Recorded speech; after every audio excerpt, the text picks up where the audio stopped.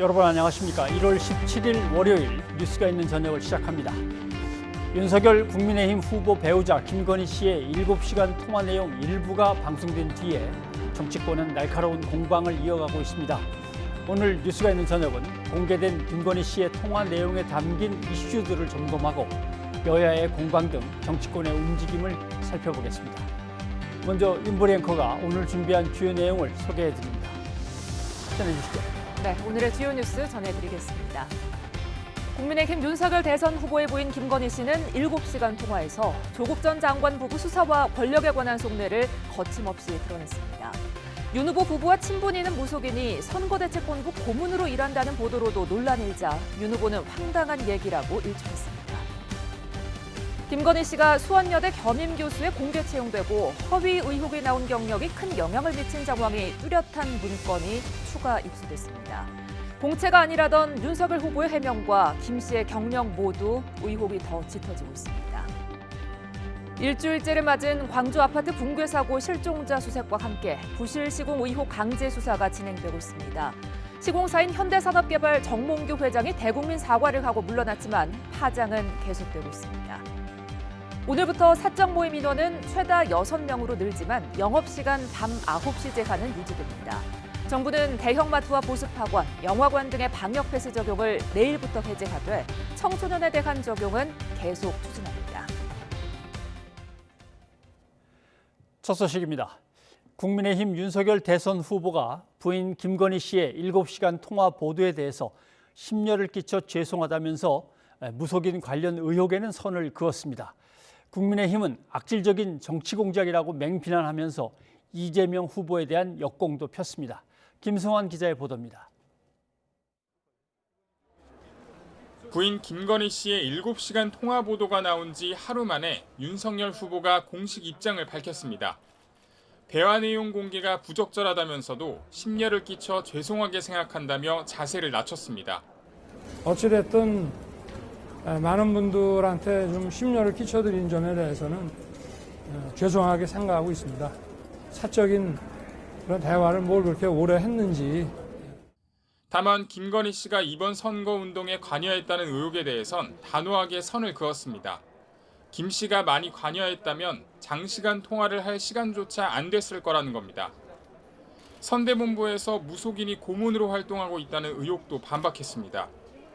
보도에 언급된 전모 씨가 자신을 응원한다고 해서 인사를 했을 뿐 일정이나 메시지에 관여했다는 주장은 황당하다는 겁니다. 이분이 많이 응원하신다고 해서 인사를 한 적은 있습니다만은 선거에는 원래 다양한 분들이 오잖아요. 그래서 저는 스님이라고 소개를 받았습니다. 네. 국민의힘은 김건희 씨를 엄호하며 관련 보도를 맹비난했습니다. 불법 녹취를 6개월 넘게 치밀하게 한 것이라며 단순한 취재윤리 위반을 넘어 정치 공작이라고 주장했습니다. 이런 행태는 단순한 불공정을 넘어 매우 악질적인 정치 공작 행위로 규정합니다. 이와 더불어 이재명 후보에 대한 공세 고삐도 조였습니다.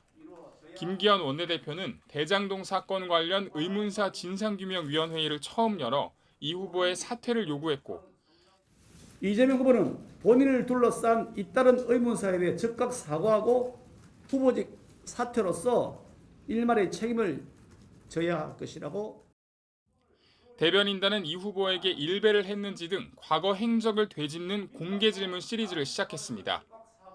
이른바 김건희 리스크가 제한적일 것이라 보고 정면 돌파 기조를 잡은 것으로 해석됩니다. 하지만 김 씨를 둘러싼 평가가 엇갈리는 만큼 여론 추이를 지켜보면서 후속 대응 방안을 고심하고 있습니다. YTN 김승환입니다. 김건희 씨 통화 녹음 중에 특히 미투 부분에 대해서 더불어민주당이 문제를 집중 제기했습니다. 이재명 후보는 평가를 자제하면서도 국정에 미신이 작동해서는 결코 안 된다고 꼬집었습니다. 박석영 기자입니다. 김건희 씨 통화 녹음이 보도된 이후 유튜브 방송을 통해 추가 녹취가 공개됐습니다.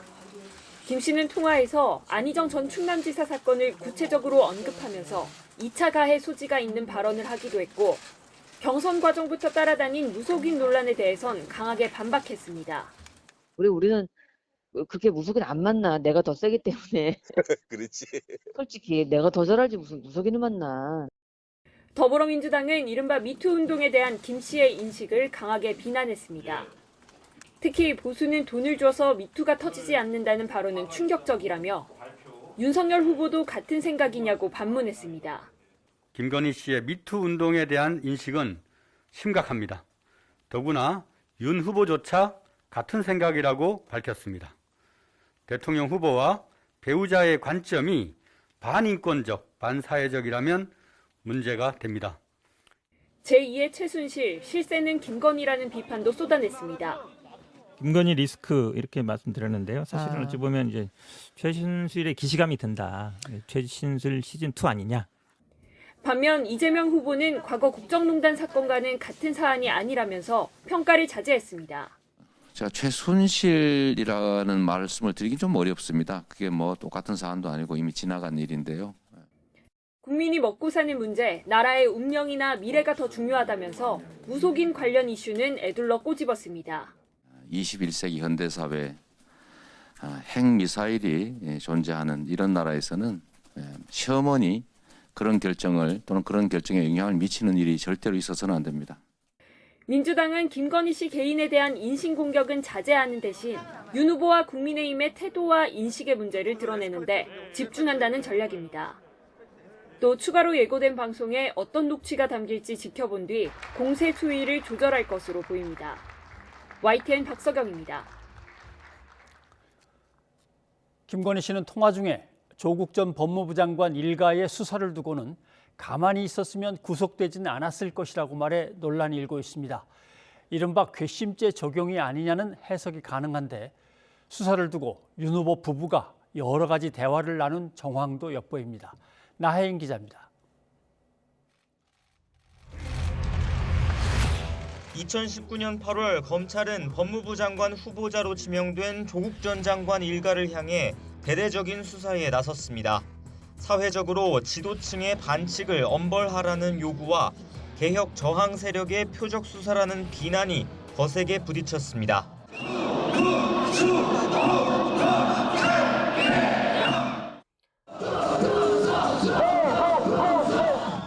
전방위 수사는 장관 임명 뒤에 속도를 더했고 조 전 장관은 취임 35일 만에 사퇴했습니다. 꼭 열흘 뒤 오촌 조카에 이어 배우자인 정경심 전 교수가 구속됐습니다. 당시 검찰 수장이었던 윤석열 후보의 배우자 김건희 씨는 그때 상황을 이렇게 평가했습니다. 가만히 있었으면 좋고 그냥 정경심도 그냥 좀 가만히 있고 좀 이렇게 그냥 이렇게 구속 안 되고 좀 이렇게 넘어갈 수 있었거든. 네. 그 조용히만 좀 넘어가면 그렇게 하려고 했는데. 불구속 수사할 수 있었는데 김어준 씨나 유튜버 방송인들이 사태를 키웠다며 조 전 장관이 불쌍하다고 했습니다. 김어준하고 뭐 너무 방송에서 너무 상대방을 이제 적대시해야지 이제 이게 프로그램 보는 사람도 많고 이제 이렇게 되니까 이제 그렇게 된 건데 그러니까 유튜버들 너무 많이 키운 거야. 그러다 이게 자본주의 논리라고. 그러니까 조국이 어떻게 보면 좀 불쌍한 거지. 검찰을 향한 법여권의 비난 때문에 괘씸죄가 덧붙었다는 뜻으로도 읽히는데 조용히 넘어갈 수도 있었다는 말은 과거 윤 후보도 했습니다. 어떻게 하면은 좀 선처가 될 수가 있겠냐라고 여쭤보셔서 만약에 여기서 그냥 사퇴를 하신다면 좀 조용해져 가지고 저희도 좀 일 처리하는데 재량과 룸이 좀 생기지 않겠나 싶습니다 하는. 앞서 대선 캠프 조력자를 자처했던 김 씨 발언과 함께 보면 윤 후보가 조 전 장관 수사를 두고도 배우자와 많은 대화를 주고받았다는 해석도 가능합니다. 사실은 조국의 적은 민주당이야. 총장 되고 대통령 후보 될지 뭐 꿈이나 상상했겠어? 생각해봐. 누가 꿈이나 상상을 해. 우린 빨리 나와서 그냥 편하게 살고 싶었지. 당시 검찰은 조 전 장관에 대한 구속영장도 청구했지만 법원에서 기각됐습니다. 오촌 조카와 동생은 대법원에서 실형이 확정됐고 항소심까지 징역 4년을 선고받은 정경심 전 교수는 오는 27일 대법원 판결을 앞두고 있습니다. 최근 조 전 장관 1심 재판부는 표창장 위조 혐의 핵심 증거인 동양대 PC의 증거 능력을 인정하지 않겠다고 밝혔습니다. 검찰은 편파적인 결정이라며 재판부 기피를 신청했는데 정전 교수의 상고심 결론에도 영향을 미칠지 관심이 쏠리고 있습니다. YTN 나인입니다.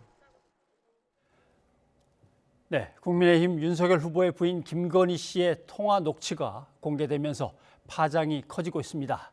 김 씨의 발언 가운데 사실과 다른 부분이 있는지 또는 법적으로 문제가 될 만한 것들이 있는지 박준 변호사와 정리를 좀 해보겠습니다. 어서 오십시오. 안녕하십니까? 예. 자, MBC는 나름대로 법원이 가처분 결정을 내릴 때, 인용 결정을 내릴 때 일부 인용이긴 하지만 네. 하라는 지시 사항대로 아마 충분히 따른 것 같습니다. 네. 그러다 보니까 이제 해당 전체 7시간이 훨씬 넘는 녹취 중에서 아주 일부분만 들어갔는데 이 제공한 측에서는 빠진 것들을 갖다 바로 우리가 그럼 내보내겠다라고 내보내는데 이거는 법원의 취지나 또는 결정과 배치되는 겁니까? 일단은 이 방송 중지 가처분을 넣은 게 채권자라고 표현해. 채권자, 채무자. 신청하는 사람 채권자. 예. 채권자는 김건희 씨고요. 채무자는 MBC였습니다. 그래서 그 받아들인 게 일부 받아들여졌는데 그중에 9개 중에 2개만 방송해라라고 받아들여진 거고요. 예. 그것을 의무로 이행해야 될 사람이 MBC죠. 만약에 이제 필요하다면 다 소송을 사실 걸어야 됩니다. 그래서 소송을 걸기에는 사실상 매체가 너무 많기 때문에 예전같이 공중파 방송이 한 서너 개 정도 될 때는 이게 가능한데 사실상은 지금 그 수범자는 MBC에 불과하고요. 나머지 이제 방송국, 인터넷 매체 같은 경우는 나중에 뭐 민사소송에 손해배상에 질 가능성은 변론으로 하더라도 그것을 하고 말고는 뭐 독자적으로 판단해서 하는 것입니다. 예. 명예를 훼손했다, 그렇죠. 좀 모욕적이었다라고 해서 나중에 민사로 손해배상하는 것은 그건 그렇죠. 완전히 이제 제껴놓고 따진다면 뒤에 문제라는 거죠. 예. 예. 그러면 다른 언론사가 그 녹음 테이프를 갖다가 전달받아서 그걸 가지고 보도할 때도 MBC에 인용됐던 이런 부분은 빼고 이런 것들은 뭐 어떻게 하고 이런 조치들 다 따라야 됩니까? 필요 없습니다. 소범자는 MBC입니다. 채무자는 MBC이기 때문에 만약에 예컨대 SBS, KBS가 그걸 받고 한다 그러면 다시 김건희 씨가 SBS, KBS 상대로 신청을 해야 되고요. 그게 인용이 된다면 또 가능한데 또 달리 인용될 수도 있고 기각될 수도 있는 거거든요. 그렇기 때문에 만약 그런 일이 일어난다면 방송하는 거는 자유고요. 다만 지금 일반 재판이 하나 있기 때문에 그거에 따라서 추후에 손해배상의 가능성은 아직 열려 있다는 것이죠. 알겠습니다. 국민의힘은 고발하겠다 그러는데 이 고발은 또 형사 문제이기 때문에 그렇죠. 또 그렇다면 국민의힘도 어려움은 있군요. 자, 김건희 씨가 얘기한 것 중에 법적으로 위반이 될 수 있나라고 하는 의혹들이 몇 가지 제기된 게 있는데 그중에 하나가 선거법입니다. 기자에게 어떤 금품에 대한 얘기를 한 것 같은데 그 대목을 한번 들어보시죠. 우리가 되면 명수 씨는 좋지. 네. 개인적인 이득은 많지. 우리 남편 대통령이면 동생이 제일 득볼지 뭘 그래. 이재명 된다고 뭐 동생 챙겨줄 것 같아? 어림도 없어. 누나한테 가면 얼마 주는 거야?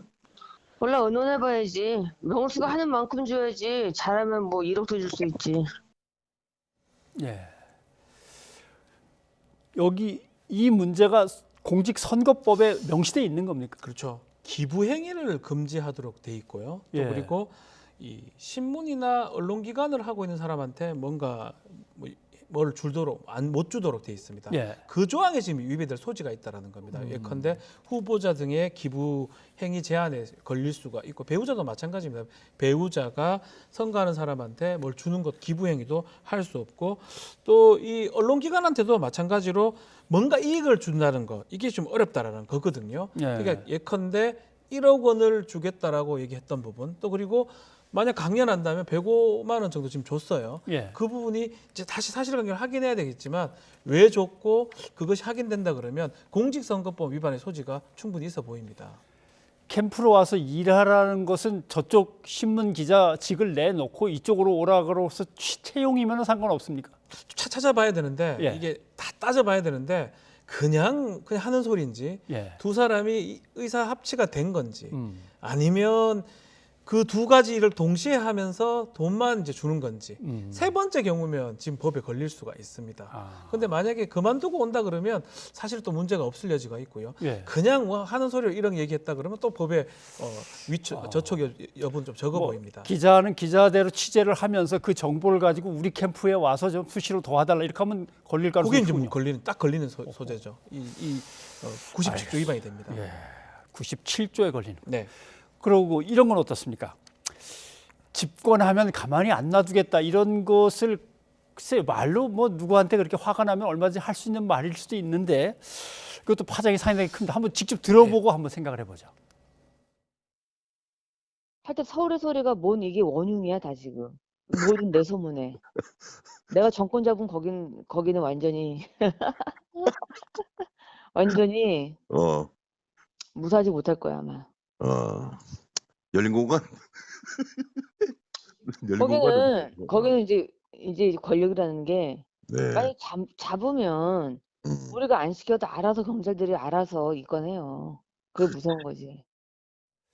예를 들면 누구에게 네. 위압적으로 반드시 내가 잡아놓도록 하겠어 이렇게 얘기한 건 아니고 웃어가면서 저렇게 대화를 그렇죠. 하는 건데 저것도 문제가 될까요? 협박죄 문제가 될 수가 있는데 협박죄가 외포심, 공포심을 느껴야 됩니다. 해악의 고지를 받아서. 예. 근데 만약에 열린 공감이 그것을 직접 들었다 그러면 협박죄가 성립할 여지도 있는데 지금 대화자는 이명수 기자랑 그렇죠. 둘이서 하던 예. 얘기이기 때문에 이명수 기자는 지금 웃어버렸어요. 상황상으로는 뭐 그럴 가능성이 전혀 없는 건 아니지만 협박죄가 성립할 여지는 좀 적어 보입니다. 이런 부분은요. 네.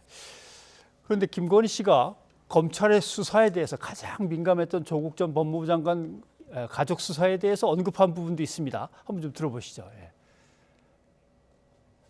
빨리 끝난다는데 계속 키워가지고 유튜브나 이런 데서 그냥 유심히 이런 데서가 계속 자기 존재감 높이려고 계속 키워가지고 사실은 조국의 적은 민주당이야.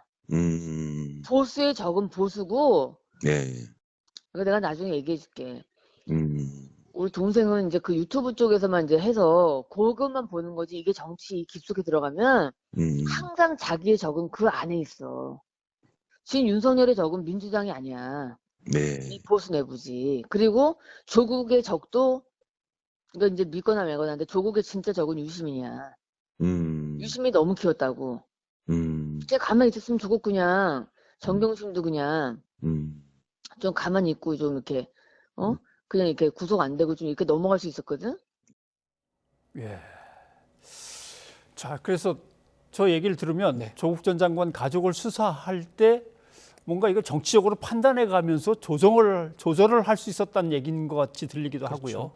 또 한편으로는 부부가 계속 상의를 하면서 수사 진행 사항을 설명하고 거기에 대한 의견을 또 얘기하면 그걸 듣고 이런 식으로 지냈나 하는 이제 의혹 두 가지가 드는 것 그렇죠. 같습니다. 법적으로 봤을 때는 뭐 이걸 갖고 뭐 어디에 걸린다고 얘기하기는 좀 어렵지만 가장 문제되는 게 검찰총장의 배우자였다는 거거든요. 예. 저런 얘기를 한다는 게 일반인이 봤을 때는 뭔가 영향력을 행사하거나 아니면 뭔가 들은 바가 있는 게 아닌가 충분히 오해할 여지가 있고요. 예. 아마 이명수 기자 또 이것들 들었던 많은 국민들이 아마 생각할 가능성이 있습니다.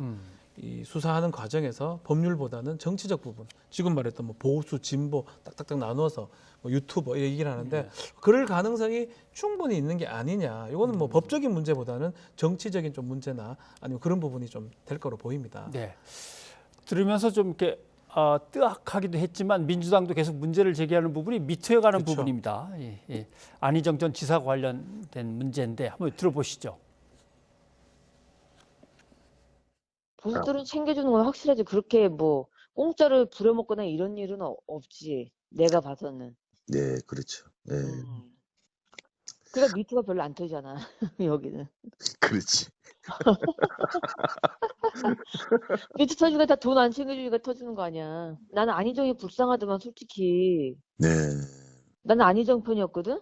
네. 네. 아니 둘이 좋아서 한 걸 갖다가 완전히 무슨 얘가 무슨 강간한 것도 아니고. 나는 좀 나랑 우리 아저씨는 네. 되게 안희정 편이야 지금도. 아, 그래요? 당연하지. 그게 왜 미투를 해야 돼? 둘이 서로 좋아가지고 했으면서 그 김지은이 웃기나 하냐. 그렇죠. 네. 솔직히 아니 그랬으면 뭐 지가 뭐 소리를 질러서 뭐 했어. 둘이 합의하에 해놓고서는 지금 와서 밑으라고 그러고 다 그 당시 전부 다 그렇게 해서 걸려든 게 진보주의 걸려들었잖아. 네, 사건에 따라 뭐 다 다르긴 합니다만은 밑으라고 하는 것의 상당수는 자기의 신분이 드러나고, 그렇죠. 예, 2차 가해를 또 당할 수도 있고, 또는 부가적인 또 다른 피해가 올 수도 있는데도 그걸 무릅쓰고 고발을 한 케이스가 많은데, 저렇게 돈을 안 받아서 이런 식으로 얘기하기는 좀 무리가 있는 것 같습니다. 이건 법적으로 문제가 될까요? 법적으로만 따져볼게요. 예. 뭐 이게서 이 발언의 어떤 뭐 옳고 그름은 이제 두 번째 치더라도 법적으로 따지면 명예훼손죄나 모욕죄가 성립될 여지가 있는데 2차 가해에 대해서. 근데 명예훼손죄, 모욕죄가 되려 그러면 불특정 다수인이 있는 데서 얘기를 해야 됩니다. 둘이 대화하는 과정에서 했기 때문에 이게 사실은 명예훼손죄라고 보기는 조금 어렵지 않느냐. 뭐 전파된다고 보기도 어렵거든요. 이명수 기자가 뭐 밖에 나가서 이걸 얘기를 할 이유도 별로 없는 거고, 그렇다고 따져보면 대법원상의 전파 가능성 이론을 보긴 하지만 명예훼손죄나 모욕죄가 성립하기 어렵다. 뭐 이것의 가부 옳고 그름은 뭐 두 번째 하더라도 법적인 부분에 대해서는 뭐 성립하기 좀 쉽지 않아 보입니다. 알겠습니다. 그리고 국민의힘은 열린공감 TV와 이제 서울의 소리, 여기에서 이제 문제 제기가 하나 이제 나온 게 있습니다. 국민의힘 쪽에서 나온 게 뭐냐면은 방송 내용을 쭉 들어보니까 통화 녹음만 있는 것이 아니라 여러 명이 모인 자리에서 녹음된 게 있다. 근데 본인들의 동의를 구하지 않은 것이다. 이건 이제 통신비밀보호법상 문제가 된다는 건데요. 우리 통신비밀보호법상에 대화자 간의 녹음 가능합니다. 지금 전화 녹음은 아무 문제 없이 법적으로 허용이 되는데 지금 코바나 콘텐츠에 들어가서 다른 사람이 있는 데서 녹음기를 켰던 게 있나 봅니다.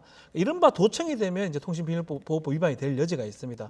그렇지만 거기서 본인이 대화를 한다면 다른 사람이 있다 하더라도 대화만 한다면 법 위반은 아니거든요. 그것을 아마 좀 봐야 될 것 같고요. 일단은 국민의힘에서는 서울의 소리 대표 몇 명 등을 통신비밀보호법으로 이제 위반으로 고발했는데 그 부분을 따질 거예요. 완전한 도청인지 아니면 대화하는 도중에 녹음이 됐는지.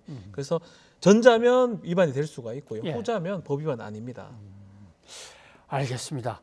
뭐 일단 이번 또 주말 지나면서 또 한 건의 방송이 이제 준비가 돼 있다고 하니까 그 내용도 들어보겠습니다만은 이제 전체가 막 공개되고 있는 상황이어서 큰 의미는 없습니다만은 또 어떤 방송이 나오는지도 지켜봐야겠죠. 예, 고맙습니다. 국민의힘 윤석열 후보의 부인 김건희 씨와 서울의 소리 기자의 통화 가운데 양모 전 검사와의 관계에 대한 해명도 눈에 띄는 대목인데요. 김 씨는 양 전 검사와의 이른바 동거설은 강하게 반박했지만 함께 해외여행을 간 사실은 처음으로 인정했습니다. 저번에 검사랑 체코 놀러 간 거 있잖아. 그거 그때 사진을 제보 받았나 봐, 얘들이. 괜찮아, 상관없어. 오히려 사진 내보면 더 좋아. 사람들이 잘못 알고 있더라고. 다 무슨 미러 여행 셋이 같이 간 줄 알아. 아니야, 그거 다 저기 뭐 패키지 여행으로 다 같이 갔어. 사모님이 그때 애들 무슨 학교 그것 때문에 못 와가지고 어쩔 수 없이 셋이 갔거든. 네, 김 씨와 양 전 검사의 의혹은 앞서 김 씨 모친인 최 모 씨와 17년 넘게 송사를 벌인 정대택 씨가 처음 제기됐죠. 김 씨가 유부남이었던 양 전 검사와 부적절한 관계였다며 경찰의 기소 의견서를 근거로 지난 2004년 7월 김 씨 모녀가 양 전 검사와 함께 체코 프라하 등 10박 11일의 유럽 여행을 다녀왔다고 주장했습니다. 그 당시에 고위직 검사로 나왔던데 불륜관계를 맺은 것은 확실합니다. 자신 있게 말할 수 있고 2004년 7월 10일경에 인천공항을 출발해서 체코 프라하로 출국해가지고 10박 11일간 여행한 증거도 갖고 있습니다. 자백한 증거도 있고요. 이후 언론 보도를 통해 김 씨 측이 당시 현직 검사였던 양 전 검사의 부인에게 18,880달러를 송금하고 양 전 검사와 유럽 여행을 다녀왔지만 관련 출입국 기록이 삭제됐다는 의혹도 제기됐습니다. 여기다 양 전 검사와 김 씨가 각별한 관계였다는 양 전 검사 모친의 언론 인터뷰가 공개되기도 했는데요. 하지만 당시 윤석열 후보 측은 사실이 아니라며 해당 매체는 물론 이를 인용 보도한 다른 언론사까지 고소했고 양 전 검사도 김 씨와 어떤 사적 관계도 없었다고 반박했죠. 김 씨도 지난해 신생 매체인 뉴스버스와의 최초 인터뷰에서 출입국 기록 삭제가 가능한 일이냐며 반문하기도 했는데요. 하지만 김 씨가 함께 여행 간 사실을 처음으로 인정하면서 양 전 검사와의 관계를 둘러싼 논란이 재점화하고 있습니다. 뉴스가 있는 저녁 윤보리였습니다.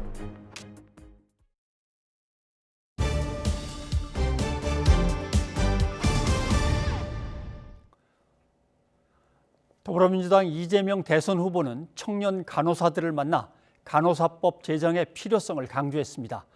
국민의힘 윤석열 후보는 이딴 북한의 미사일 발사에도 정부는 도발이란 말조차 입에 올리지 못한다며 강경한 대북 정책 의지를 강조했습니다. 조성호 기자의 보도입니다. 민주당 이재명 후보는 청년 간호사들에게 근무 환경에 대한 고충을 들었습니다. 중요한 역할을 하면서도 소외감을 느끼는 걸 안타깝게 생각한다며 업무 범위와 처우 개선 등을 담은 간호사법을 제정해야 한다는 주장에 전적으로 공감한다고 밝혔습니다. 교대 근무라 생활 리듬이 깨진다. 엄청 어렵다. 이게 제일 큰 것 같고, 두 번째는 이제 보수 수준도 문제고 또 안정성도 문제고, 간호사들에 대한 제도화가 좀 꼭 필요하겠다. 간호사의 역할 확대 규정으로 진료 경계선이 무너질 수 있다는 의사단체 반발에 대해서는 법령 내에서 적법하게 활동하는 게 법치국가와 민주국가의 원리라고 반박했습니다. 이 후보는 국군 장병의 사기를 높이겠다며 하루 평균 이용 시간이 서너 시간에 불과한 군장병의 휴대전화 요금을 반값으로 낮추겠다는 공약도 내놨습니다. 역량이 있는 사람이 누구인가를 우리 국민들께서 선택하시게 될 것이라고 보고, 그 역량과 또 실적 그리고 미래에 관한 비전을 열심히 우리 국민들께 설명드리도록 하겠습니다. 국민의힘 윤석열 후보는 올해 들어서만 4번째 미사일 발사에도 현 정부는 도발이라는 말조차 입에 올리지 못하고 있다고 강하게 비판했습니다. 북한의 배경이야 우리 대한민국과 국제사회에 자기들의 그 핵 능력을 과시하면서 위협하는 거 아니겠습니까? 그러면서 북한의 핵 미사일 위협에 대비해 킬체인, 이른바 선제 타격 능력을 확보하고 우리 군도 초정밀 극초음속 미사일을 갖추도록 하겠다고 밝혔습니다. 북한이 핵을 탑재한 극초음속 미사일로 도발할 조짐을 보이는 경우 대응 방안으로 언급한 선제 타격론을 거듭 강조한 겁니다. 불교계 행사에 참석해서는 국민 통합을 위한 불교의 역할을 언급하며 불심 잡기에 주력했습니다. 한국 불교가 국민을 통합하고 애국 애민의 정신으로 국난 극복에 앞장서 온 것과 같이 나라의 번영을 위해 앞장서 주실 것으로 기대하고 있습니다. 이재명 후보는 민생, 윤석열 후보는 안보를 앞세워 지지세를 불리기 위한 노력을 이어가고 있습니다. 설 연휴 전 열릴 TV 토론을 앞두고 양강 후보의 정책 경쟁도 달아오를 전망입니다. YTN 조성호입니다. 정의당의 심상정 대선 후보가 시민 기대에 부응하지 못했다고 사과하면서 대선에서 자신과 정의당의 재신임을 묻겠다고 밝혔습니다. 국민의당 안철수 후보는 여야 대선 후보의 양자 TV 토론 합의에 반발하며 당 차원에서 선관위원회를 항의 방문했습니다. 권민석 기자의 보도입니다. 정의당 심상정 후보가 머리를 짧게 자른 채 대국민 메시지를 발표하며 대선 레이스에 공식 복귀했습니다. 먼저 지난 12일 선거운동을 중단한 건 진보정당을 향한 시민 기대에 부응하지 못했기 때문이라며 깊이 성찰했다고 밝혔습니다. 민주당과 선거제도 개혁을 공조하면서 조국 사태 등에 제대로 대처하지 못해 진보정치 원칙이 크게 흔들린 데 대해 사과했습니다. 이어 대선 완주 의지를 강조하며 이번 선거를 통해 자신과 정의당의 존재 가치에 대한 재신임을 국민께 묻겠다고 밝혔습니다. 다음 세대 진보가 심상정의 20년을 딛고 당당하게 미래 정치를 열어갈 수 있도록 저의 마지막 소임을 끝까지 완수하겠습니다. 여야 후보의 양자 TV 토론 합의에 대해선 민주주의 다양성과 다원주의를 말살하는 폭거라고 날을 세웠습니다. 국민의당 안철수 후보 역시 양자 토론을 담합 토론으로 규정하고 자신을 포함한 3자 토론을 요구하고 나섰습니다. 국민이 공평한 정보를 토대로 판단할 수 없어 불공정하다며 당 차원에서 선거관리위원회를 항의 방문하기도 했습니다. 민주주의 제도 하에서 정의로운 공평한 그런 기회를 갖자는 그런 뜻에서 말씀을 드린 겁니다. 국민들도 그런 공평한 정보를 가지고 판단을 해야 되지 않겠습니까? 이와 함께 정부 여당의 소상공인 지원 추가 경정 예산안 편성과 관련해선 악성 포퓰리즘 돈선거라고 규정해 맹비난했습니다. 새로운 물결 김동연 후보는 청년 스타트업 1일 인턴으로 변신해 청년 정책을 논의하며 2030 세대 표심 잡기 행보에 주력했습니다. YTN 권민석입니다. 네, 보신 대로 정치권이 김건희 씨의 7시간 통화 녹취와 또 새롭게 불거진 무속 논란으로 뜨겁습니다. 최영일 평론가와 관련된 내용들 살펴보겠습니다. 어서 오십시오. 안녕하세요. 예. 자, 민주당은 김건희 씨가 기자한테 우리 캠프에 와라, 네. 대우를 잘 해주마라고 얘기한 것, 이게 있을 수 있는 일이냐라고 하는 거고, 국민의힘은 긴 사적인 대화 중에서 뭐 예를 들면 급여가 적어서 어렵다든가 이런 것들을 얘기하는 과정에서 그래 하고 안쓰러운 마음에서 던진 얘기인데 그걸 그런 식으로 곡해하면 안 된다. 그렇죠. 이렇게 되는 얘기가 되는 것 같습니다. 그렇습니다. 말씀하신 대로 지금 야당 쪽에서는 오히려 이제 이 기자가 좀 함정을 판 거 아니냐. 처음에는 서울의 소리 이 기자입니다 하고 통화를 시작한 건 맞아요. 신분을 밝혔어요. 그리고 이제 이 전화를 끊을 듯하다가 김건희 씨가 상당히 10여 분의 시간을 끌어가면서 서울의 소리를 잘 알고 있습니다. 지난 검찰총장 인사청문회 때는 우리를 도와주지 않았느냐. 당시에 진보 계열의 다른 유튜버 이제 기사가 윤석열 당시 이제 이 검찰총장 후보를 상당히 비판했는데 거기를 이제 백은종 대표가 찾아갔다는 거죠. 그걸 다 알고 있습니다. 그때는 고마웠다. 이런 이야기를 하면서 굉장히 호의적인 얘기를 시작하면서 관계가 이어지죠. 그래서 6개월 가까이 이제 전화가 쭉 이어졌던 건데 지금 거의 보면은 뭐 이제 53회의 전화 통화를 했다고 하니까 기간 대비로 보면 한 3, 4일에 한 번, 일주일에 약 2번 정도의 통화를 한 셈이에요. 평균적으로 따져보면. 그러다 보니까 처음엔 기자와 어찌 보면 취재원의 관계였지만 누나, 동생 하는 정도로 사적인 친분이 가까워지지 않았느냐. 이건 사적인 통화다라는 게 이제 국민의힘의 입장입니다. 그런데 이제 민주당은 어쨌든 상대가 지금 뭐 급여를 받든 못 받든 어떤 상황에 처해 있든 미디어에 속해 있는 기자라는 신분인 것이죠.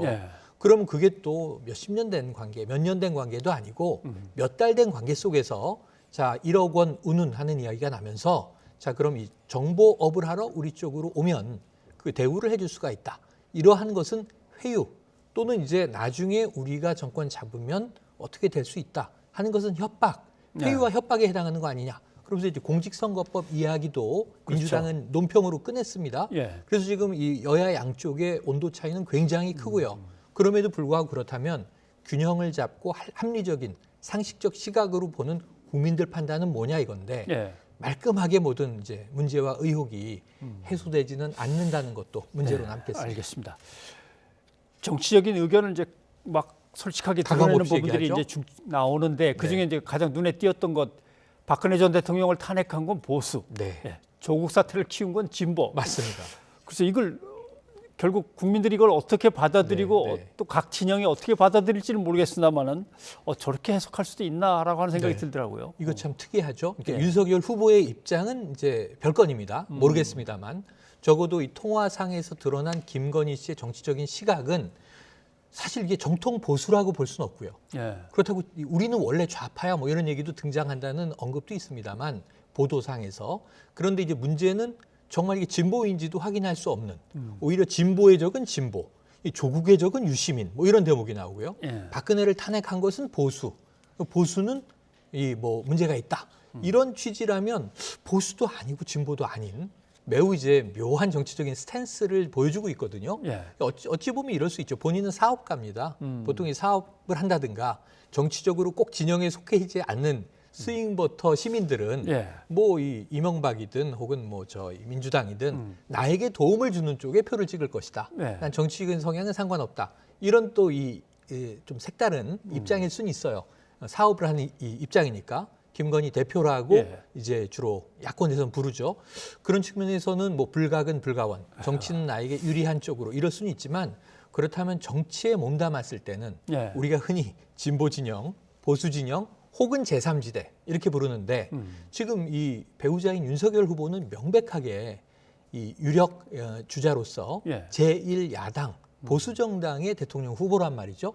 심지어는 당무 우선권도 가지고 있는 이런 측면에서는 김건희 씨의 정치적인 스탠스는 보수가 보건 진보가 보건 어떤 입장이지 하고 물음표를 던질 수밖에 없는 아주 미묘한 이야기들이 많이 나왔습니다. 묘한 이야기입니다. 예를 들면 진보만 갖고는 탄핵이 안 됐을 텐데 보수가 거기에 얹으면서 그렇게 됐다. 근데 또 이제 일부 보수에서는 저 말이 맞는 거 아니냐. 왜냐하면 당시에 뭐 김무성 대표라든가 혹은 유승민 전 의원이라든가 또 이제 그 바른정당으로 나중에 이제 쪼개져 나갔죠. 그 이제 찬탄 반탄의 과정에서 탄핵을 찬성한 보수 집단이 있었기 때문에 탄핵이 가결된 거 아니냐. 그 틀린 말도 아니다. 뭐 이런 해석도 내놓고 있습니다. 무슨 뭐 조국 전 장관 사태는 진보 진영에서 또 갑자기 검찰개혁 촛불을 켜들었기 때문에 일이 커졌다. 뭐 이렇게 그런 뜻으로 얘기한 건지. 그런데 조금 이건 이제 서울의 소리에서 MBC 스트레이트의 보도가 좀 불분명했다, 부족했다 하면서 이제 백은종 대표가 주로 강조한 내용이 이 조국 전 장관 일가 수사와 관련해서 우리가 구속시키지 않으려고 했는데 저건 오히려 진보 쪽에서 이를 키워서 결국 정경심 교수가 구속까지 가게 된 거 아니냐라는 언급과 함께 이건 주로 이제 진보 진영의 유튜버들을 많이 언급을 해요. 특정한 매체의 뭐 이제 진행자, 아무개 어떤 프로그램 이런 것 쪽에서 저걸 너무 이렇게 키우니까 결국은 구속되게 된 거다. 그러니까 이 조국 전 장관 일가 수사에 있어서 정경심 교수의 구속은 진보 쪽에서 이를 키운 결과다라고 하는 해석이라 이것도 일반적인 해석하고는 좀 차이가 있는데요. 적어도 매우 이제 특이한 관점인데 알겠습니다. 여기서 중요한 것은 우리가 구속시키려고 하지 않았다라고 하는 측면에 또 서울의 소리는 중요한 방점을 두고 있습니다. 네, 알겠습니다. 자, 이재명, 윤석열 후보도 언급을 안 하고 넘어갈 수는 없습니다. 그래서 이 녹취 파장에 대한 입장을 밝혔는데 한번 들어보시죠. 어찌됐든 많은 분들한테 좀 심려를 끼쳐드린 점에 대해서는 죄송하게 생각하고 있습니다. 사적인 대화 내용이 뭐 이런 방송으로 이렇게 공개가 되는 과정에서 좀 뭐 부적절한 것도 있지만 글쎄 뭐 저도 잘 이해가 안 가는 면이 좀 있습니다. 사적인 그런 대화를 뭘 그렇게 오래 했는지 설마 저는 사실이 아닐 거라고 믿고 싶습니다. 21세기 현대사회 핵미사일이 존재하는 이런 나라에서는 시어머니 그런 결정을 또는 그런 결정에 영향을 미치는 일이 절대로 있어서는 안 됩니다. 자, 물론 김건희 씨의 이제 녹취 파일을 들으면서 저는 한없이 부족한 사람이다 하고 사과 기자회견을 할 때하고는 모습이 좀 다른 모습이긴 한데 국민의힘 쪽에서는 나름대로 소신 있고 분명한 강단 있는 모습을 보였다라고 긍정적인 면도 있다고 얘기를 하는 것 같고 그 대신 같이 틀려면 이제 이재명 후보의 욕설 파문을 불러일으켰던 그것도 같이 틀라 이걸 요구하는 것 같습니다. 맞습니다. 그런데 또 이제 여기 논리가 여러 가지가 개입되죠. 민주당 쪽에서는 형수 녹설 파일은 이미 인터넷에 돌아다니기도 했고 그리고 이제 한 10년 정도 전 오래전 이제 일가 내에서 일어난 일인데 사실은 선거 때마다 활용이 됐거든요. 이재명 후보 입장에서 난감하죠. 뭐 이번에 또 대선 후보니까 그걸 뭐 또 틀어서 그동안 못 들었던 국민이 듣게 한다라고 한다면 어떤 입장인지 모르겠지만 법원은 이미 발췌해서 틀 수는 없다. 하지만 이걸 통으로 공개하는 것은 법적으로 문제가 없다. 또 이런 판단을 이미 내린 바도 있어요. 앞으로 이게 이제 야당이 어떻게 그렇다면 이재명 후보의 이른바 형수 욕설 파일을 틀지 안 틀지는 지켜봐야 되겠습니다만 자 그런데 문제는 그건 등가 비교하기는 좀 어려워요. 시간적으로 보면 이재명 후보는 정치를 오래 해왔고 윤석열 후보는 이제 정치판에 처음 나와서 대선 후보가 된 인물인데 배우자 김건희 씨의 이른바 이제 과연 대선에 개입하고 있느냐 아니냐 또 개입을 한다면 적정한 선이냐 아니냐 그런 대목인데 어제 이 녹취 파일이 방송되고 나서는 사실 이 바로 직관적인 반응은 국민의힘은 안도의 숨을 좀 내셨어요. 예. 전반적으로 이게 대단한 게 아니네, 뭐 엄청난 게 없네. 하룻밤 지나고 나니까 뜯어서 보니까 이게 김건희 씨의 목소리는 굉장히 털털하게 이런저런 사적인 대화를 유연하게 이끌어가요. 그러다 보니까 굉장히 또 본인의 소신이 들어있는 대목도 분명히 있긴 있습니다. 하지만 좀 일반적인 도덕률, 우리 국민들의 상식으로 받아들이기 놀라운 대목들이 일부 있어요. 예. 이제 미투에 대한 언급, 이제 이런 것들인데 또 이제 무속 문제 같은 것들입니다. 예. 사실 이 부분은 무속 문제는 깊이 나오지 않았어요. 그게 녹취 전체에 얼마나 있는지 모르지만 예. 저 방송하지 말라는 불가 판단이 난 그렇죠. 금지된 대목들이 있습니다. 아마도 그거는 언론사들이 준비를 하고 있었는데 네. 결정적인 뭔가를 기다리고 있었는데 빠지게 됐죠. 예, 여기서 이제 나는 영적인 사람이야 이런 얘기들이 들어가니까. 근데 공개된 내용에는 말씀하신 대로 들어볼까요? 예, 좋습니다. 근데 조금 나이 드신 분이 맨날 조금 걱정해주고 많은 지지자가 있는데 써지 말라고 거기다 맨날 이렇게 써줘. 응? 할머니가 그래가지고 거기다 그냥 맨날 매번 이게 그 거절할 수 없어서 쓰고 갔는데 그 무슨 무속인이에요. 무속인이 어딨어 주변에, 우리 주변에. 그리고 무속인 만났다간 여기는 소문이 금방 나서 만날 수가 없어. 그리고 우리는 그렇게 무속인 안 만나. 내가 더 세기 때문에. 그렇지. 솔직히 내가 더 잘알지 무슨 무속인을 만나. 그런데 언론 보도는 무속인 한 사람이 윤석열 선거 캠프에 아예 근무를 하고 있다, 참여하고 있다 이렇게 얘기를 했고, 아니다, 불교 종정협의회의 간부다 이렇게 설명을 했는데 또 반박 보도가 절대 그게 아니다 또 나왔습니다. 그러니까 지금 이게 좀 놀라운 대목인데요. 지금 이제 보도된 기사들만 좀 축약을 해보면 말씀하신 대로 오늘 엎치락뒤치락입니다. 일단 어젯밤 녹취에서 지금 들으신 저 대목도 있지만 녹취 안에는 어제는 이 본인이 그 줄리 의혹에 대해서 강한 부인을 해요. 그 부분은 본인이 자, 우리는 어머니가 돈도 많고 내가 그런 일을 할 필요가 없는 상황이었고 또 이제 뭐 딸을 파는 어머니가 어디 있느냐 이런 이제 굉장히 절절한 이야기까지 하면서 문제는 나는 시끄러운 곳을 싫어한다. 그런 곳에 가는 것도 싫어하고 클래식 음악을 주로 듣고 도사들과 삶이란 무엇인가 이런 이제 이 토론을 하는 것을 즐기는 입장이다. 이게 도사가 등장해요. 아까 무속인은 가까이 하지 않는다 그랬는데 그럼 무속인이라는 표현하고는 좀 다르지만 도사는 또 뭔가 이런 궁금증이 드는데 오늘 아침 세계일보의 보도가 자, 캠프 안에 도사가 있다. 이른바 무슨 법사라고 하는 인물이 인재 영입하고 메시지를 주관하는 일을 하고 있고 심지어 캠프 내에 상주하고 있다. 확인했다 이런 얘기를 하고 심지어는 그 같이 일하는 이제 캠프 내 주변 인사들이 이 사람의 이제 어떤 결정이나 권한에 대해서 불만을 갖는다라는 이야기까지도 뉘앙스를 깔고 있습니다. 그런데 여기에 대해서 이제 국민의힘 선대본 쪽에서는 이거 반박했어요. 사실무근 이렇게 이야기했는데 그렇다면 그런 무속인이 없다는 얘기가 아니라 지명된 인물은 있는데 무속인이 아니라는 취지예요. 그런데 문제는 이 사람이 속해 있는 곳이 불교라고 이야기를 했는데 조계종에서는 부인합니다. 그런 인물은 불교 인사 아니다. 그리고 또 하나는 노컷뉴스 보도가 조금 충격적이에요. 과거에 이 법사가 속해 있는 그 이제 어떤 단체에서 행사를 했는데 이 소를 제물로 바치는 이제 행사가 있었다는 거예요. 당시에 이제 어린아이들이 놀라서 울고불고해서 항의를 하는 바람에 그걸 이제 부랴부랴 뭐 수습은 하는데 문제는 우리가 아는 불교는 살생을 금하지 않습니까? 아류도 아닌 모양이네요. 그러니까 무속의 경우에는 제물을 바치는 행위를 합니다만 우리가 아는 불교는 살생을 금하고 있는데 어떻게 소를 뭐 도축을 해서 제물로 바치겠어요? 그래서 이런 부분에서는 좀 미심쩍은 점이 남아 있어서 여기에 대해서 좋다, 뭐 상주하지 않았는지 이 고문이란 타이틀을 갖지 않았는지는 모르지만 그 인사가 어느 정도 개입을 했고 역할을 했는지 몇 번 드나든 적은 있다 정도가 이제 국민의힘 쪽의 해명입니다.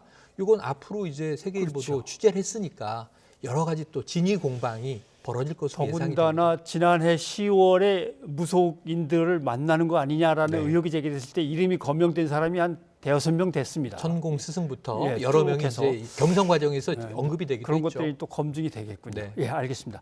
그런데 MBC 스트레이트는 이제 어제 방송을 했고 다 돌아오는 일요일 날 한 번 더 방송을 한다 이렇게 돼 있습니다. 두 개 묶어서 MBC가 두 번 하니까 두 개 묶어서 파괴력이 어디까지일까? 또는 다른 데가 막 또 함께 하고 있으니까 과연 이 건에 대해서 어느 정도의 파괴력을 갖는가? 그렇죠. 예. 두 당은 입장이 다른데 어떻게 보십니까? 다릅니다. 지금 민주당은 뭐 충격적이다. 그러니까 민주당 자체는 공식 논평은 안 내기로 했지만 아까 공직선거법 그 1억 원에 대한 이 회유 아니냐 기자에 대한 그래서 공직선거법 위반의 여지가 있다 정도 논평이 나왔고 사실은 방송 전에도 우리는 논평 내지 않겠다. 국민들이 듣고 판단할 문제다. 이렇게 얘기를 했는데 또 오늘 보도는 뭐 민주당 침묵 이렇게 나왔습니다만 많은 또 민주당 인사들이 충격적이라는 얘기는 쏟아내고 있어요. 그런데 문제는 이제 국민의힘 선대본 쪽에서는 자 이게 무슨 뭐 큰 문제가 있느냐. 또 내심 약간 표정 관리도 하고 있습니다. 어제 의외로 또 김건희 씨에 대한 호감이 올라갈 수도 있다는 얘기가 있었던 거예요. 굉장히 진솔하고 털털하고 자기 의견을 거침없이 말하고 또 어찌 보면 뭐랄까요? 굉장히 뭐 막후해서 이 후보를 쥐고 흔드는 것 같은 이제 분위기가 혹시 있는 거 아니야? 그랬는데 저런 정도라는 거죠. 윤석열 후보 아까 얘기하는 거 보시면 사적인 대화가 공개된 것은 부적절해 보이지만 저 이야기를 듣고 나도 좀 납득되지 않는 대목들이 있다. 무슨 통화를 그렇게 길게 했느냐? 그러면서 저렇게 통화를 많이 했는데 선거에 개입할 시간이 어디 있었겠느냐 하지만 저 묶으니까 7시간이죠. 장시간이기 때문에 일주일에 약 2번, 8분 정도 통화를 했기 때문에 뭐 일상생활이 어려운 정도는 아닙니다. 그러니까 그건 이제 모르는 문제고요. 그건 앞으로 확인되어야 할 문제이고 그런데 지금 이제 그 국민의힘 쪽은 좀 표정 관리를 하고 있는데 이런 얘기도 있어요. 지금 고민을 한 MBC 측에서 첫 번째는 어쨌든 좀 이 잽을 날려서 여론의 동향을 보고 잽 정도로 정말 좀 무거운 것들은 또 2차분에서 발표하는 거 아니냐. 그럼 이제 잽이 나오고 훅이나 스트레이트가 나오는 거 아니냐 이런 얘기도 하거든요. 근데 1차 때 보면은 그냥 녹음을 요약해서 하나씩 설명하면서 조금 틀어준 정도인데 맞습니다. 나가서 취재를 해갖고 맞는지 틀리는지를 갖다 검증해서 좀 보도를 다음번에 해줬으면 하는 바람은 그런 부분이 있고요. 시간 문제도 있고 이건 또 MBC가 직접 녹취한 건 아니기 때문에 그런 고민이 있었겠지만 사실 어제 이 방송이 나가자마자 가장 강하게 충격적인 입장을 낸 건 의외로 같은 진영 내예요. 홍준표 의원이었습니다. 사실은 충격적입니다 하는 글과 함께 여러 가지로 이 김종인 당시 총괄위원장을 모셔왔는데 오고 싶어 했고 먹을 것이 있는 잔치판이라 온 거다라든가 아까 말씀하신 대로 박근혜 전 대통령의 탄핵은 보수가 한 것이다. 그 보수가 바보다 뭐라든가 이런 놀라운 이야기들이 많이 들어있다. 본인에 대한 공격이 첫 번째로 어제 공개됐거든요. 근데 이제 지금은 그 모든 그 SNS를 내렸고요. 3월 9일까지 침묵하겠다 이렇게 얘기를 해서 원팀은 어려울 일단 홍 의원도 좀 조심하겠다는 뜻인 것 같습니다. 그렇습니다. 알겠습니다. 그때 이대로는 길어지긴 않았으면 좋겠어요. 왜냐하면 이재명 후보와 윤석열 후보가 김건희 씨한테 완전히 가려가지고 이제 공약 좀 내기 시작했는데 이게 정책대결을 빨리 가야 될 텐데 있죠. 다음 주까지는 계속 이 국면이 갈 것 같습니다. 네, 여기까지 듣겠습니다. 고맙습니다. 고맙습니다.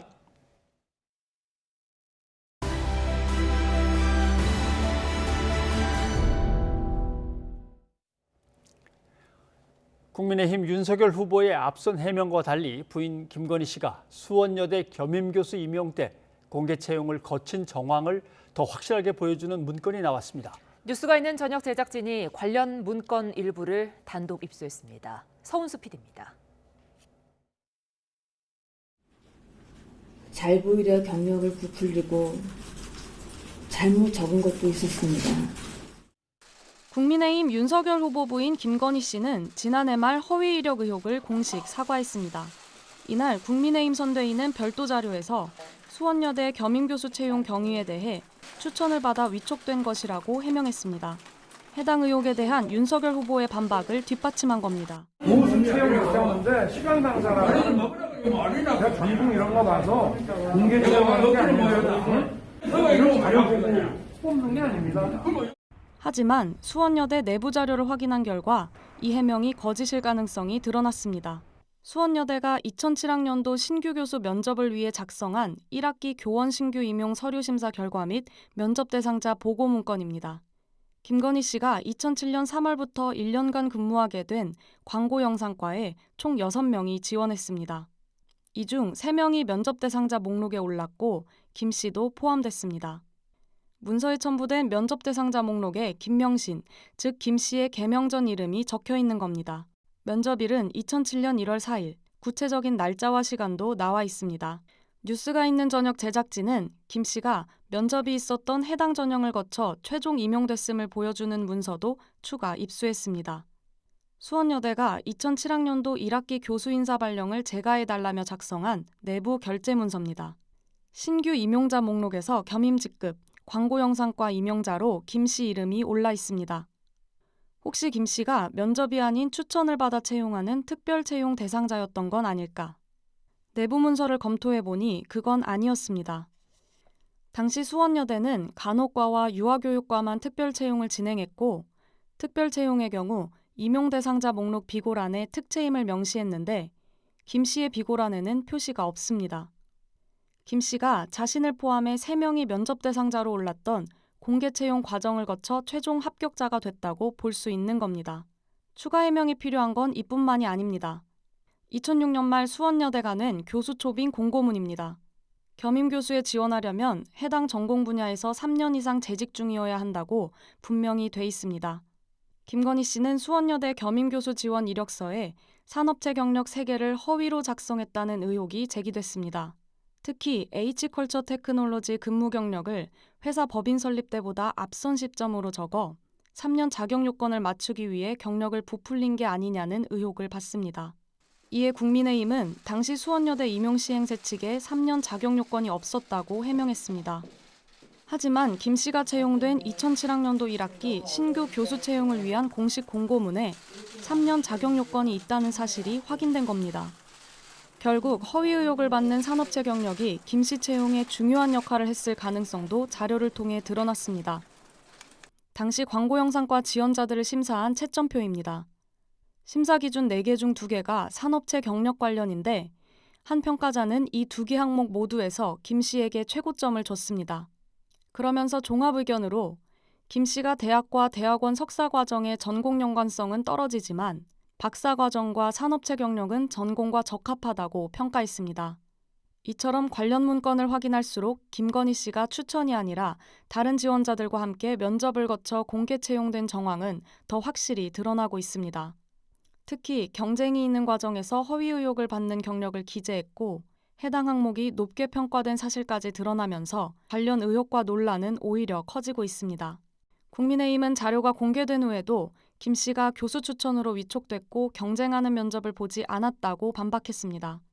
지원 자격 3년 요건에 대해서는 한 언론 매체에 당시 추천을 받아 공고문을 본 기억이 없다는 입장을 전했지만 추천과 관련된 근거는 내놓지 않았습니다. YTN 서은수입니다.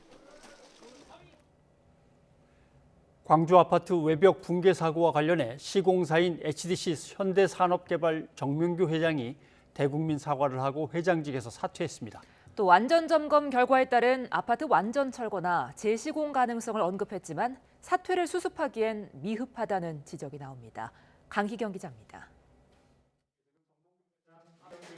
광주 화정 아이파크 외벽 붕괴 사고와 관련해 시행사인 HDC 현대산업개발 정몽규 회장이 처음으로 공개석상의 모습을 드러냈습니다. 사고 발생 엿새 만입니다. 정 회장은 최근 광주에서 발생한 2건의 사고로 아파트 안전과 회사에 대한 신뢰가 땅에 떨어졌다며 참담한 마음이라고 사과했습니다. 광주 사고 피해자와 가족 그리고 국민 여러분께 머리 숙여 깊이 사죄드립니다. 이어 이번 사태에 책임을 지고 현대산업개발 회장직에서 물러난다고 밝혔습니다. 다만 HDC그룹 대주주로서의 책무는 다하겠다며 지주사 회장직은 유지하겠다는 뜻을 내비쳤습니다. 대책과 관련해서는 먼저 사고 현장을 안전하게 관리하면서 구조 작업에 총력을 기울이겠다고 설명했습니다. 그러면서 안전 점검 결과 문제점이 확인되면 분양계약 해지는 물론 완전 철거와 재시공 방안까지 열어두기로 했습니다. 또 피해자와 가족들에게 피해를 보상하고 다른 아파트에 대해서도 구조적 안전 결함에 대한 법적 보증 기간을 10년에서 30년으로 늘리겠다고 덧붙였습니다.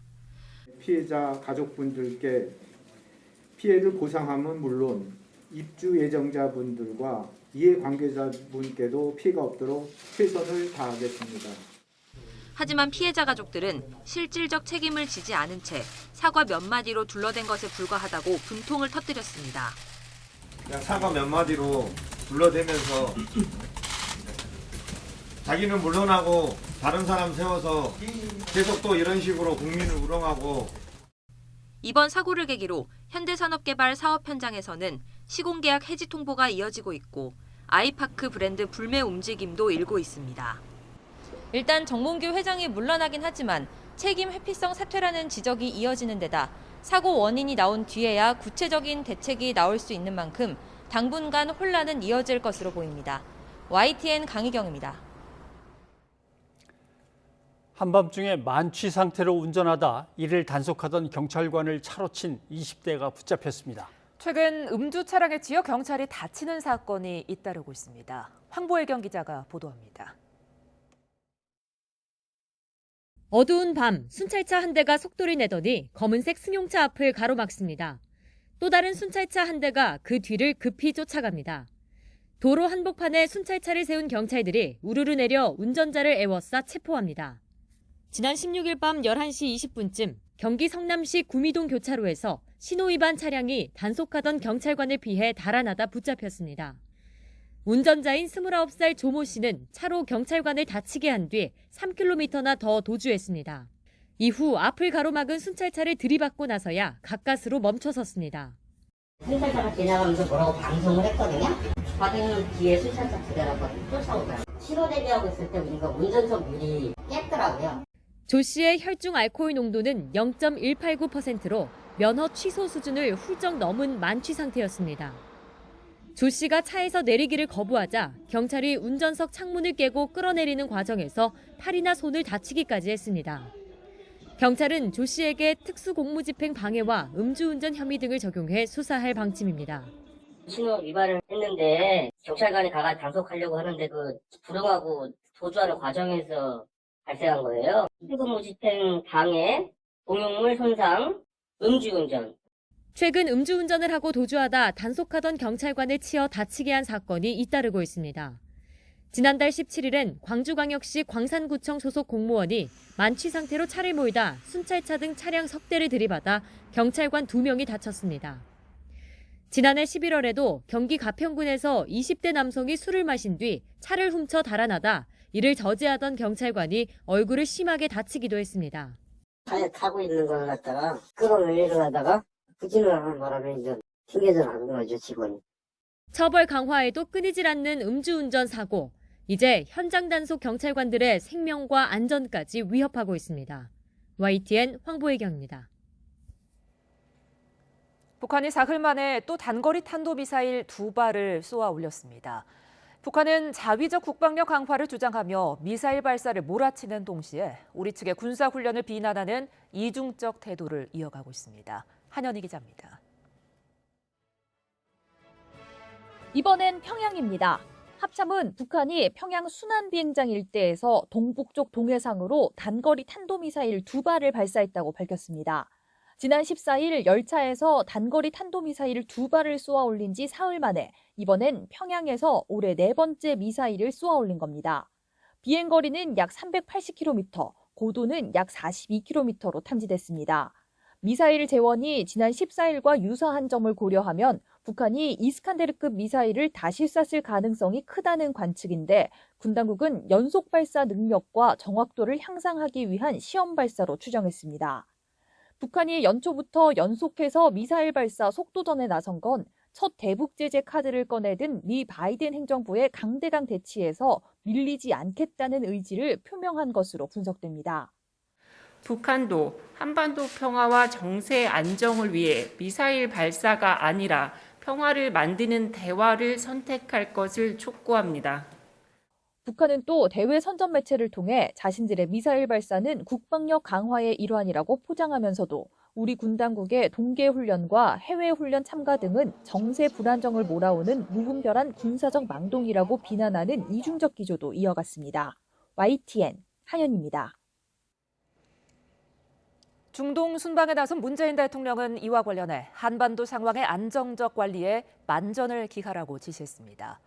정부도 NSC 상임위원회 긴급회를 열어 매우 유감스러운 상황이라는 입장을 강조했습니다. 백종교 기자입니다. 문재인 대통령이 중동 순방을 위해 자리를 비운 사이 북한은 올해 4번째 미사일 시험 발사를 감행했습니다. 아랍에미리트에서 이 같은 사실을 보고받은 문 대통령은 곧바로 서훈 국가안보실장에게 지시사항을 전달했습니다. 국가안보실장을 중심으로 한반도 상황의 안정적 관리에 만전을 기해달라고 당부했습니다. 지난 5일 북한이 올해 처음 탄도미사일을 쏘아 올렸을 때만 해도 대화에 방점을 둔 메시지를 냈지만 남북 관계의 정체가 더 깊어질 수 있다는 우려가 있습니다. 그러나 우리는 이러한 상황을 근원적으로 극복하기 위해 대화의 끈을 놓아서는 안 됩니다. 연이은 무력 시위로 한반도 긴장 상황이 심화하자 순방 도중 엄중한 상황 인식이 담긴 지시를 내린 것으로 해석됩니다. 정부도 북한이 사흘 만에 또 미사일을 시험 발사하자 국가안전보장회의 NSC 상임위원회 긴급회의를 열었습니다. NSC 상임위는 북한이 올해 4차례나 미사일을 발사하는 매우 유감스러운 상황이 이어지고 있다며 배경과 파장을 심도 있게 논의하고 있다고 밝혔습니다. 이번에도 도발이라는 단어는 사용하지 않고 한반도 상황의 안정 회복을 위해 무엇보다 대화를 조속히 시작해야 한다는 점을 강조했습니다. NSC 상임위는 지난 5일 올해 첫 북한의 미사일 발사 때도 우려만 표명했고 지난 11일과 14일 발사 때 강한 유감을 나타냈습니다. 결국 이번에도 북한을 최대한 자극하지 않고 대화의 끈을 이어가겠다는 의도가 담긴 것으로 보이는데 국제사회의 우려와 우리의 대화 요구에도 북한이 멈추지 않고 무력 시위를 이어간다면 청와대의 고민도 더욱 깊어질 수밖에 없습니다. YTN 백종규입니다. 북한이 2년 만에 북중 국경을 개방하면서 그동안 쌓여있던 중국 화물들이 북한으로 집중적으로 들어가기 시작했습니다. 북한이 새해 들어 미국과는 강대강 대치를 하면서 중국과는 더 밀착하고 있습니다. 베이징에서 강성홍 특파원입니다. 북중 국경 압록강 철교를 건너 중국에 왔던 북한 화물 열차가 만 하루 만에 되돌아갔습니다. 미리 짐을 실어놓고 단둥역에서 대기 중이던 화물 열차를 동력차에 연결해 끌고 간 겁니다. 열차가 돌아간 지 1시간 만에 북한 화물 열차 한 편이 추가로 중국 쪽으로 넘어왔습니다. 국경 봉쇄로 적체됐던 중국 물품들을 실어가기 위한 속도전이 벌어지고 있는 겁니다.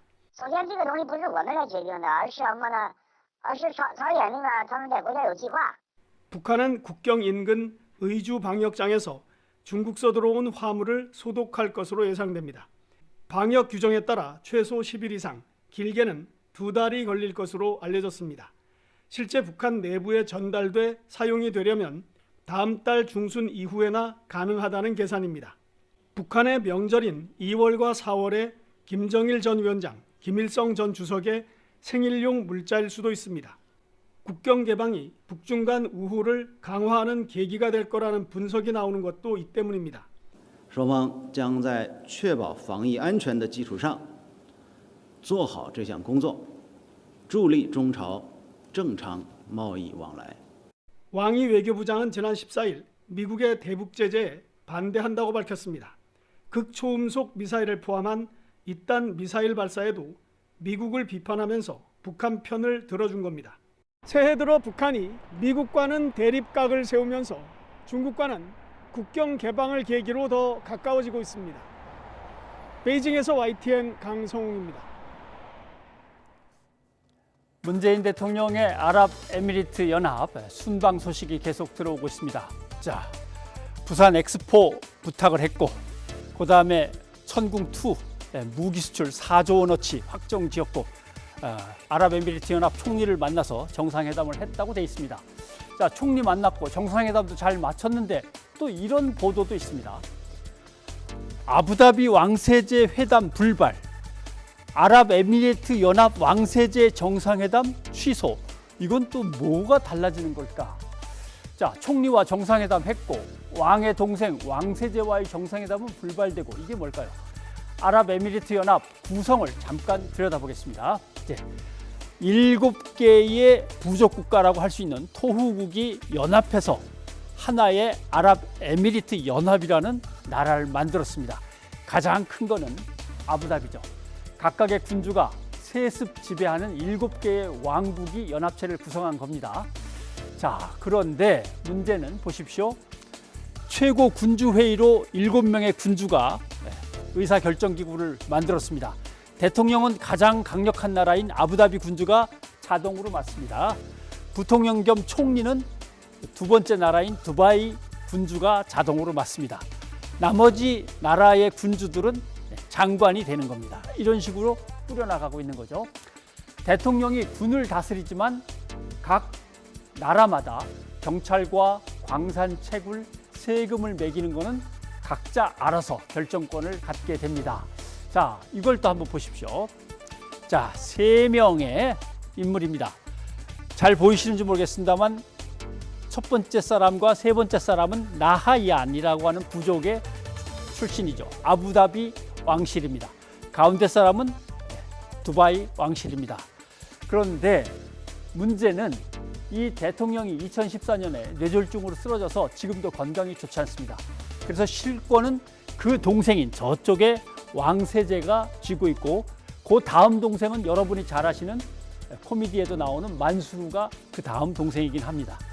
자, 그런데 이분에게 유고가 발생해서 문제가 생기면 저 세 번째 있는 동생이 바로 아부다비 군주도 되면서 아랍에미리트 연합의 대통령도 자동으로 되는 겁니다. 그래서 실제로 요새 대통령 노릇을 거의 하다시피 하는 것도 있습니다. 그래서 그러면 어떻게 될까요? 사실상 정상회담이라고 청와대는 양해를 해달라고 합니다. 정상회담이 아니다라고 하는 언론도 있습니다.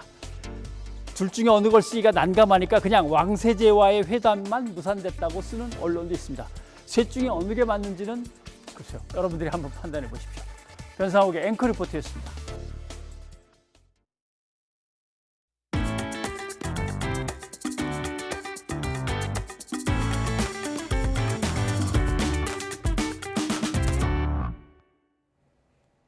내일부터 대형마트와 학원, 영화관 등에서 방역 패스 적용이 해제됩니다. 정부는 코로나19 방역 지표가 호전됐다며 위험도가 낮은 시설부터 방역 패스 적용을 완화하기로 했다고 밝혔습니다. 이동호 기자입니다. 정부가 방역 패스 적용을 해제하기로 한 시설은 대형마트와 보습학원, 독서실, 영화관, 박물관 등입니다. 전체 방역 패스 적용 시설 115만 개 가운데 11.7%가 해제됩니다. 정부는 마스크 상시 착용이 가능하고 침방울 배출 활동이 적은 시설에 대한 방역 패스를 해제할 계획입니다. 방역 패스를 확대했던 지난해 12월에 비해 유행 규모가 감소하고 의료 여력이 커져 위험도가 낮은 시설에 방역 패스 적용을 완화할 필요가 있다는 것입니다. 또 법원의 상반된 판결로 서울 지역 백화점과 대형마트는 방역 패스가 해제되고 다른 시도는 유지하게 되는 등 혼선의 정비도 시급하다고 설명했습니다. 하지만 백화점과 마트 내 식당과 카페는 방역 패스가 적용되고 시식이나 시음 제한은 유지했습니다. 독서실과 스터디 카페 등에서도 음식을 먹을 수 없습니다. 일반 보습학원은 방역 패스 해제 대상이지만 관악기, 노래, 연기학원 등은 마스크 착용이 어렵거나 침방울 생성이 많아 방역 패스를 그대로 유지합니다. 유흥시설과 실내 체육시설, 노래 연습장, 식당, 카페 등 감염 위험도가 높은 11종의 시설은 방역 패스가 계속 유지됩니다. 다만 PC방의 경우 식사 매출이 차지하는 비중이 높아 방역 패스를 적용하되 음식 섭취가 가능하도록 했습니다. 시식을 원천적으로 금지하고 방역 패스를 해제하는 것보다는 시식을 칸막이 있는 경우 허용을 하면서 방역 패스를 유지하는 것이 좀 더 합리적 결정이라고 판단하고 있습니다. 정부는 이번 방역 패스 완화는 방역과 유행 상황에 따라 조정된 한시적인 조치라면서 방역 상황이 악화하면 언제든 다시 강화할 수 있다고 강조했습니다. YTN 이동호입니다. 정부는 하지만 청소년의 방역 패스 적용은 그대로 추진하기로 했습니다. 학습시설을 제외한 고위험 시설을 중심으로 적용하겠다는 건데 법원의 판단이 바뀔지는 미지수입니다. 보도에 신현준 기자입니다. 청소년이 많이 찾는 학원과 독서실 등 학습 관련 시설은 결국 방역 패스 적용 대상에서 제외됐습니다. 하지만 이들이 식당이나 카페, PC방, 노래 연습장을 이용할 땐 성인처럼 방역 패스를 적용한다는 게 정부의 방침입니다. 12살에서 18살 청소년 확진자가 전체의 28.8%로 여전히 비중이 높기 때문입니다. 총 확진자 수는 줄고 있으나 그 비중이 25% 이상으로 계속 높은 수준을 유지하고 있고 향후 오미크론 우세종화를 고려할 때 방역 패스 적용이 필요하다고 보고 혼란은 여전히 남아 있습니다. 정부가 청소년 방역 패스를 도입하기로 한 건 오는 3월 1일부터. 그런데 법원이 지난 4일 학원과 독서실의 방역 패스 효력을 정지한 데 이어 14일엔 서울 지역 청소년 대상 모든 방역 패스를 중지하라고 결정했습니다. 정부는 학습시설을 뺀 만큼 고위험 시설에서의 청소년 방역 패스에 대한 법원의 판단은 달라질 것으로 기대하고 있습니다. 학습권과 관계되어 있는 학습시설 등을 이번 조치에서 제외시켰기 때문에 법원의 판단이 달라질 수 있을 것이라고 기대하고 있고 향후 즉시항고 등을 통해 현재 청소년 3명 중 2명이 2차 접종까지 마쳤지만 1차 접종률 증가세는 학원 독서실의 방역 패스 효력을 정지한 지난 4일 이후 절반 수준으로 떨어졌습니다. 교육당국은 학생들의 백신 접종을 독려하고 오미크론 변이에 대비하면서 새학기 정상 등교도 추진해야 하는 삼중고를 떠안게 됐습니다. 기존의 PCR 검사를 보완하면서 학교 현장에 경증 확진자가 다수 발생할 상황에 대비하는 새로운 검사 방법과 관련된 방역 대응 체계를 선제적으로 협의하고 정부는 학생 감염이 증가해 수업이 어려워질 정도가 되면 학습시설에도 다시 방역 패스를 적용할 수 있다고 강조했습니다. YTN 신현주입니다. 시청취자 여러분의 의견 소개해드립니다.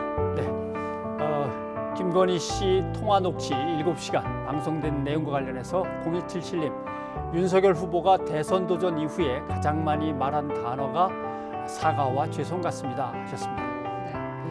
광주 아파트 붕괴 참사와 관련해서 정몽규 회장이 사퇴했다는 소식 전해드렸는데요. 5633님, 삼풍백화점과 성수대교 붕괴를 겪었는데 여전히 부실공사가 발생한다니 믿을 수가 없습니다 라는 문자 보내주셨습니다. 지금까지 시청취자 여러분의 의견 소개해드렸습니다. 오늘 저희가 준비한 소식은 여기까지입니다. 함께해 주신 여러분 고맙습니다.